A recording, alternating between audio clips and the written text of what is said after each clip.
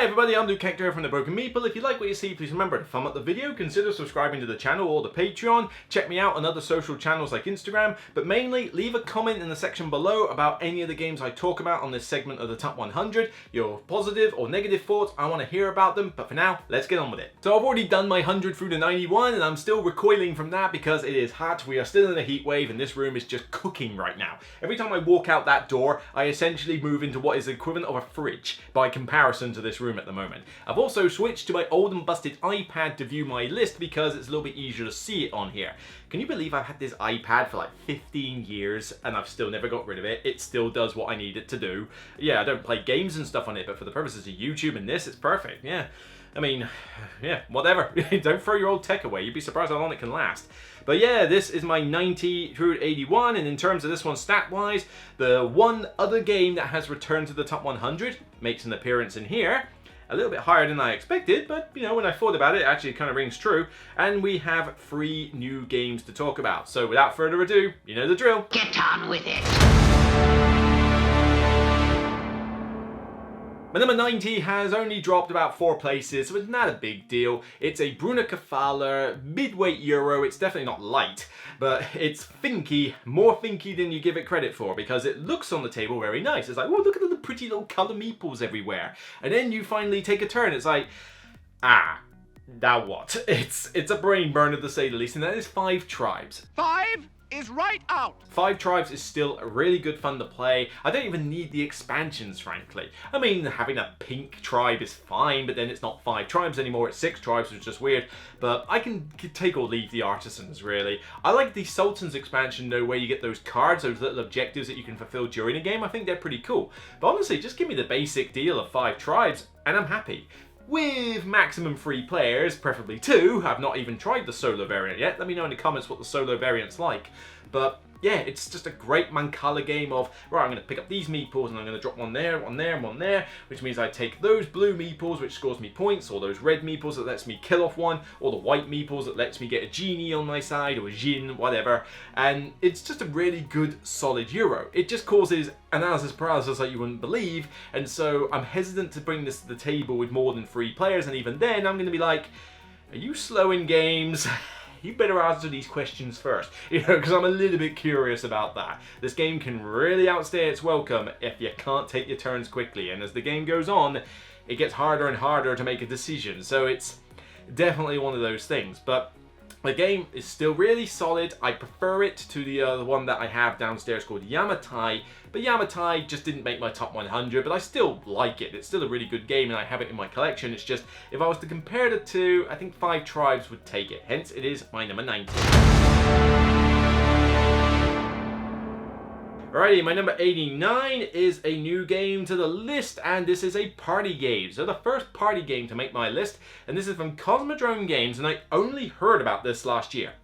I think Tom mentioned it briefly on a top 10 list a long time ago, and I kind of glossed over it. It's like, oh, whatever. But then last year, it suddenly came to light from Kiender, and it's like, huh? What's this then? Oh, I've heard of this, and it's called First Contact. First Contact basically takes the game code names and makes it fun. Yeah, deal with it. Yes, because Codenames is okay, but oh my god, it drags on. And it's just basically silence, just listening to, sort of, well, not even listening. You're basically there going,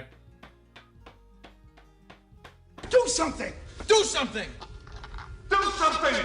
as you're waiting for the clue giver to give a clue, or you're waiting ages for the other team to hurry up and debate whether they should pick a card or not. Just pick one, make a decision already. That game kind of infuriates me a bit, but First Contact takes that situation and makes it a lot better. Essentially, it's aliens versus humans, and, well, I say aliens versus humans, it's 2 separate teams and one from each team can win. The idea is that aliens have landed and they have a weird language and the humans are trying to translate the language. The aliens want certain items to be offered to them. It's set like Egyptian times, and it makes sense thematically. But the idea is that the human players in turn use that codenames grid mechanic to get across a word that is on their dry erase pad, and it's the same words for everybody every game. But you essentially, I mean, people will have different ideas, but it's still like, oh, it's those words. And the idea is that I might take the word flight, for example, and I might look at birds, I might use a picture of a plane, picture of a bird, and a picture of air or cloud or something. You know, this is just an example here. But in doing so, the aliens now have to try and figure out between them, it's like, he's probably talking about the word flight, right? I'm not entirely sure, but it could mean this as well. Could mean light. No, that plane's too heavy. I'm probably going with flight. You reckon? And you then write down the symbol and show it to all the human players. They note it down. Now, that's not to say that was the correct answer. It's just that's how the aliens interpret it. So then when the alien players get to their turn, they have to write on their dry erase pad effectively various symbols that correlate to the words, show them to everybody. Spoiler alert, yeah, I'm sure that's not going to reveal much. But you reveal it to the players, and then they hopefully have translated the language to such an extent that they know which item it is you're after. It sounds more complicated than I'm explaining it, but it's just a really cool thematic sort of debating system. The humans are kind of trying to gauge from each other what it is they need to get from these like cards and words, but they don't want to give too much information out to the other human players. And the aliens are working together to try and understand the language, but at the end of the day, only one alien can win, and only one human can win. So they are sort of working together, but not entirely. It's like, you know, I want to get my offerings across first, but you know, I reckon it's this, you know, because it's a really cool system. It's very clever and it's going to be very underrated. But by all means, check out my review for more information. It's been a very popular review, actually, because I don't think many people have heard of this game. But seriously, check it out. It's a bit longer than Codenames, yes, but it is infinitely more fun. Right, my number 88 has actually climbed 8 places, which is kind of surprising, but I think it's always kind of been in this bottom half of the top 100 generally. And, you know, it's a game I actually played at the 24-hour marathon a few weekends ago. And yeah, it's still fun. It's just light, pleasant, and I think it's also gone up slightly because I'm now playing it with all the variants, and that is Takenoko. Yes, of course, all praise be to Panda. I still really enjoy Takenoko, whether in its small version or the lovely chibi version, the giant version that I've got over there with the Chibi's expansion thrown in. Or even without it, I still enjoy it. But the variants have really elevated this a little bit. First off, I've always played the first variant, and that is where you draw an objective, and if it's already completed, you have to put it down and draw another one. So you can't get lucky with the objectives, at least not to a full extent. That's already one I used. I never thought about using the second variant until Z Garcia mentioned it before, and it's like, oh, yeah. Basically what happens is that the panda cannot eat the last piece of bamboo on a tile. That does several things for the game. Firstly, it balances the panda objectives, which albeit are a bit easier to do. It also then elevates the gardener objectives because he has an easier time getting his stuff out. But it doesn't really change much for the location ones. But the best thing it does is that you can always tell when something's irrigated. Because if it's got bamboo on it, it's irrigated. If it doesn't, it's not. A lot of times people get confused about whether a tile is irrigated or not because the panda's come along, it's chomped out the root, and then you can't remember whether it was irrigated in the first place. Yeah, it's not that difficult to check, but it does throw new players off. Using this variant though, balances the objectives slightly and just completely cuts out that line of questioning. It is a variant at the back of the book, it's official, it's not unofficial, and I highly recommend you use it from this point forward if you're not already. But yeah, that was enough to make it climb 8 places, because I think it's a better game as a result. But I still have a good fondness of Takenoko. It's just nice, pleasant, it's silly, and the expansion with trying to make babies with a lady panda is funny as well. But yeah, it's a solid game, definitely check it out. Okay, my number 87 has dropped 12 places. It doesn't hit the table as much as I'd like to, but it's still a great fun deck builder.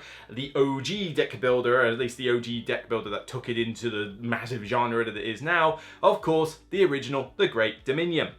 I've got about 3.5 expansions for this. I've got 3 big expansions. Well, I've got Seaside, Prosperity, and Hinterlands, and I've got Guilds. I think that's it. I think that's all the expansions I've got. And oh yeah, and Intrigue, whatever, the other base set. And I'm content. That's all the cards I need. I don't need the million expansions that it's brought out where it's bloated it and added more mechanics and all that nonsense. I don't need any of that. I'm just happy enough to take those expansions that I've got, check out 10 things at random and just go, yeah, let's play a quick deck builder. And if you play this with people who know what they're doing, it really is quick. It's like that. How's this look? Okay, that's good. You know, it can really be lightning fast. Granted, 4 players with AP players will slow this game down to a crawl. Be wary of who you play this with. But, you know, and chances are I won't even win this game that much, because if I am playing with players who can play it fast, chances are the better players than me at it. But yeah, it's just really cool. Simple, put the 10 different decks out, do a normal deck builder. We played so many deck builders now, it's kind of second nature, and you just go at it. It's really cool, and I like the expansions that they've got. I think, you know, my favorite is probably Seaside. I like those duration cards that stick around along with the curse cards. I think that's the best expansion. Not to mention it kind of thematically makes more sense because you've got like the pirate ship and the treasure chest and things like that, which kind of fit the card descriptions a bit more than certain other ones. But yeah, I like the expansions that I've got. You know, the Guilds has more interesting sort of card titles. The Hinterlands one lets you trigger an effect as you buy the card, which is quite cool. But yeah, I enjoy Dominion, and it doesn't get enough props anymore. I mean, yeah, it was like #1 on the People's Choice for Dice Tower for a long time, and now nobody really talks about Dominion much. But no, I still like it. Just because more stuff has come out since doesn't mean the original is bad. I still give it props. Righty, number 86 is a new game to the list. Yes, and this one has been in kind of like the 110s before, but it's mainly because it's sat on the shelf and just not been played in ages. Recently, I did get it played, and I realized, why have I left this on my shelf for far too long? This is actually a game that is heavily underrated, but it does have its fans, and certainly after buying the Egypt expansion for it, it's elevated it more because I've now got more choice of cards. This is Deus. If you're not aware of this little gem from Pearl Games, it's this great, I mean, if you like building combos, this one is for you. It's a simplistic game where you've got this map and you're trying to surround these barbarian villages in order to score points, but you're mainly trying to get your buildings out on the map for area control and, you know, to gain cards. But the idea is that all the cards come in different color sets for different buildings. So Maritime is blue, Market is yellow, that kind of thing. And so when you construct a building, you put your building on the map and you play the card in its respective column. You then trigger its ability and all the other abilities of all the same color card in that column from the ground up. So you play the first one, it says get 2 wood. But very simplistic examples here, right? First one, get 2 wood. Next one, get 2 stone. But then you trigger the 2 wood as well, so you get 2 stone and 2 stone and 2 wood. But then it might have a third card that you play in there that says trade 2 stone for X points or whatever. So you get 2 wood, you get 2 stone, and then you trade the 2 stone for the points. This is very simplistic. The abilities are a bit more interesting than that, but it's just to get across the concept that as you build more buildings, you create these comborific columns first of cards. But then you've also got the other option on your turn, which is to discard cards, and depending which color card you put at the top of the pile that you discard, you trigger a different ability of the gods. The rules are actually not that complicated. I mean, it basically is those 2 actions and kind of like juggling around the card abilities. But other than that, the rules are quite straightforward, more straightforward than I thought they were. But when I got this out recently, I was like, I'm enjoying this, yeah. This is cool. Do I wish the component quality was a little bit better? Yeah, probably, because it does look a little bit weird on the table. It is colourful. But yeah, just building up those cards is great. And with the expansion, I can now chop and change which decks I use for each color. Like, I'm going to use the expansion blue and the expansion yellow, but I'll keep the original green and maybe the original 10 balls, that kind of thing. And it just gives me a lot more variety. So yeah, it's been a good game for a while, but since playing it recently, I've now kind of grown to like it a bit more, and now it's kind of moved back into the top 100, and I hope to get it to the table a little bit more, and perhaps it will raise even higher in the future, who knows. This is just one that's kind of just been sleeping on the shelf for a while, and finally I've managed to wake it up and go, oh yeah, this was good, I should have put it on sooner. And I'm sure a lot of Deus fans are going to be happy about that. Righty, 85, only dropped a place, it's steady, it is a party game, it is one of the OG party games I ever played when I got into modern board gaming, and I love this mechanic in every game, in every iteration that has come out since. Yes, this is the OG picture card nonsense, or Tim Burton on crack, or whatever I use to phrase them as. This is Dixit. I still enjoy the original Dixit. Yes, I like the other games that have come after it. You may or may not see some of them on this list to come, but I like the original Dixit of just this nice, light party game where you give a clue about a card and it can't be too obvious, can't be too cryptic, and then everybody else is trying to think of which card in their hand with this weird picture on can relate to your clue, and then you're trying to guess which card was his. What did he have in his hand? Was it the one with the badger wrapped in armor on the tortoise, or was it the one with this like needle being thread through a planet that's imploding in outer space? I don't know. These are weird pictures you get here, right? They are kind of a cuckoo type inducing ones, but the fact that this has been expanded up the wazoo, you can just grab any of those little card packs and just have an entirely new art style, but the game is unchanged. You can play it with a ton of players with Odyssey, or you can keep the original Dixit and play it with, I think, up to 5 or 6, I can't remember, but, you know, it's entirely up to you. It's got a ton of cards for it, you know, with the expansions, but even without that, it's just fun, light. And I always love in these games to basically go, this card reminds me of so-and-so, and then watch every other player put a card out and see the reaction on that person's face. I did it to an ex-girlfriend once, and no, it's not the reason she's my ex-girlfriend, but, you know, it was quite funny doing that with the family, and believe me, it opens up a few avenues. You just sort of put the card out, make the statement, and then you just kick back and watch the fireworks. It's great. But, yep, I get a kick out of the original Dixit. It ain't dead for me, even though there are other games that have taken this mechanic and probably done a bit better with it. So number 84, I believe. Yeah, 84. Yes, 84 has dropped a fair bit. We're talking 13 places, but still a really good racing game. I talk highly about this, and it's just a nice light theme, really easy mechanics, looks cool on the table, and nobody else has really done a game about dog sledding, Snowtails. And as I look at this list, yeah, we are starting to get into the stuff that I rate 9 out of 10s now. You remember in the last episode I said that we were kind of like 8 out of 10 territory with the occasional 9s? A couple of 9s have featured, but yeah, I mean, these are games that I give excellence rating to, and this is no exception. Snowtails is just great fun. Simple little dog sledding game. Play your cards and have your speed along 2 dogs for speed and 1 for brakes. Add the speed, deduct the brakes. There's your speed, go around the track and dodge obstacles. If only it was as simple as that, because if you don't get your dogs perfectly in sync, they start drifting. So you start drifting left and right, and you have to kind of equate your, balance your speed along with the drifting as you're going around corners, trying to avoid trees and the edge of the map and other players. Gets pretty contested at 5 players. It's a really good fun game though, light, quick to teach, and just a little bit of harmless fun. So it's dropped a little bit, but it's still always going to be in my top 100 because I got a soft spot for this. And of course you get to have cute little dogs as your dog sled. Husky dogs are great. I love the husky dog breeds.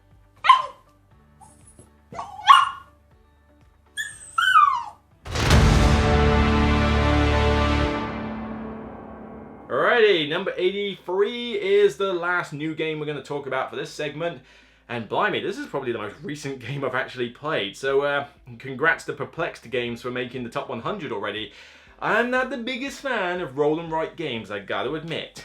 But even though this one is called the dice game, it's not a dice game. It's got 2 dice in it, and you roll them at the same time. This is Longshot Roll and Write. It's not Longshot the dice game, it's Longshot Roll and Write. Why didn't you just call it that? But I don't know, I digress. But the game itself, great fun. I've used it to great effect whether I'm playing it with only 4 players or all the way up to 8. Although with 8 players it can drag on a little bit longer. But it's just a really simple betting racing game where you've got the horses going around the track at different rates, and you have 1 of 5 actions to do on your turn when you've rolled the dice and moved them accordingly, and whatever action you do is based on the colour horse that was rolled.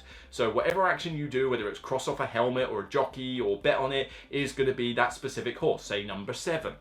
And it's just a really cool frantic betting game where you're deciding, oh, do I buy the horse now or later? Is someone going to buy it before me? Do I want that special ability? Shall I bet on the horse? It's doing pretty well, but hang on a minute, people are starting to hinder it and they're starting to catch up. Oh, well, I can't leave it too late because I want it crossed past that line. I can't bet on it, but maybe I should cross off the helmet, which allows me to do this. It's a lot of cool little things you can do, but the actions are dead simple. Takes no time at all to explain them, and once you get into it, you're just enjoying the idea that you're sort of writing on your dry erase board, which, like I say, component quality in this is really good actually. You've got plasticky cards, dry erase board, dry erase pens, big chunky horse pieces with like screen printed designs on them. It is really good, for the cost that you pay. This is a really good production design, but yeah, as a roll and write, this is one I like. The solo mode is cool for a nice betting game against an AI, which works, honestly. I think it's a decent AI system. But honestly, when I just need something to keep me going for, say, 45 minutes with, something like 5 to 7 players, I've got something. Longshot works really well. Just don't call it the dice game. Ready, next one is a filler. It's dropped 15 places. It's probably going to drop a little bit further as time goes on just because this one doesn't hit the table as often compared to new fillers that have made this list. But I still give a lot of props to a little tin which is not on my shelf, it usually is right behind me, and that is Abyss. No, Conspiracy Abyss Universe. God, this title is so dumb. But it's a cool tin filler where you take those like lords and fish creatures from the Abyss game that I, yeah, spoiler alert, really like.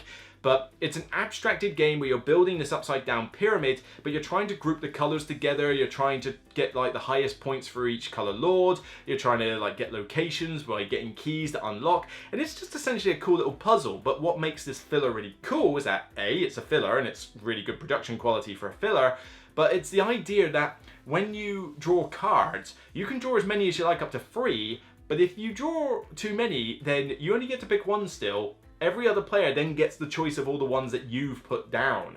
So the next player after you gets to see the ones you discarded. It's like, oh, you know what? I needed yellows. I'll take that stack of yellow. Thank you. So the more options you give yourself, the more options you give the other player. It's a cool concept in Abyss, and it works just as well, if not better even, I think, in like more prominent in this little filler. But yeah, this one surprised me, because a 2-player game of this, I was taught by one of the French demonstrators. Not his first language, I'd never seen the game before, we taught and done 15 minutes. It really was that quick. Granted, I'm a fast player usually, but still, we got it done very quickly. 2-player with the teach, 15 to 20 minutes max. It was just really good fun, but I like playing this with 2 or 3 players mainly. 4 players is still good, it's just a little bit more chaotic with the stacks. But yeah, it's an underrated filler. Yes, it has a dumb title, and I don't think that's helped, and it wasn't exactly marketed very well. But give this little filler a try. It's cheap, it's cool, it's produced well. I reckon you'll like it. Alright, 81 is the returning one to the list. Yeah, this one I thought, cool, blimey, that's jumped all the way back up to 81 when it fell off the list before. How's that happened? And I think this one is just going to be quite volatile because it really depends on how often I get it played. But when I do play it, I do have a blast with it. So I think it kind of deserves to be on my top 100. It's just, I rate this one usually an 8. Sometimes it creeps to a 9 and it goes back down to an 8. It's just a little volatile. But that is Downforce. I really enjoy this racing game. I've got all the maps for it. Some are better than others. I mean, I will pretty much never touch the base maps anymore because I pretty much use the same 2 or 3 maps all the time now. That one with the figure of 8s, I love using that one. That's a really nice one, but yeah, there's a lot of cool stuff for it. The powers aren't the most balanced in the world, and sometimes you can end up in a situation where somebody gets so far ahead that everybody bets on them, which means that if they win, that person will just win. It's very difficult to grind into people's skulls that you kind of need to hinder that player a little bit more, because if you bet all your stuff on them, they've done it as well, which means they're gonna win. That kind of irks me a little bit. It requires that little bit of explanation ahead of time, but other than that, simple rules, take the cards, bit of light racing, and I've even pimped up like some people have with the little Mario Kart gamer figures, you know, so Donkey Kong is yellow, no, Donkey Kong is orange, and Mario is red, and Yoshi is green. Having them on the track is really cool. You know, it just, I don't know, it just makes it a little bit more cartoony and zany. But yeah, I really enjoy this one. Perhaps, I don't think it will get any higher than 81 ever again. I was quite surprised it even got this high, frankly. But as I thought about it, I thought, you know what? It deserves it. We'll just have to see how it kind of settles in future lists. So yeah, 90 to 81. You know, not a bad selection of games, really. You know, we're starting to mix from the ones that are usually 8 out of 10s and now migrate into the 9s. I think from this point on, we are solidly in 9 out of 10 rated games, and we're going to very quickly get to the 10s. It's just, all these games I love. I would give, you know, seal of distinction level ratings to when we get to past this point. I love talking about these games. Even these ones that I have flaws to criticize them for are still games that if I can get them to the table, I know I'm in with a good time. So again, like I said before, do not consider the bottom part of this list to be garbage games or ones I don't like anymore. It's just, there's a lot of good games, and I can only put 100 of them on the list. They've got to rank in somewhere or another. So that's it for me. I'll see you on the next Broken Meeple video. If you like what you see, please consider to thumb up the video, consider subscribing to the channel or the Patreon, or better yet, just leave a comment down below. Talk about the 10 games I've mentioned on this list. Do you like them? Do you hate them? Are there some solo variants or something that I haven't tried yet? I think I mentioned 5 tribes earlier. I'd like to know about that. But mainly, just let me know your thoughts and experiences, and let everybody else know as well. I think I'm going to take a break for today because it is kind of getting a little bit on the hot side. So now that I've got 20 of the top 100 done, I think I can take a little bit break before I get on to the 80 to 71. But rest assured, the top 100 is in full swing. So take care, and remember, as always, it's only a game. Bye for now.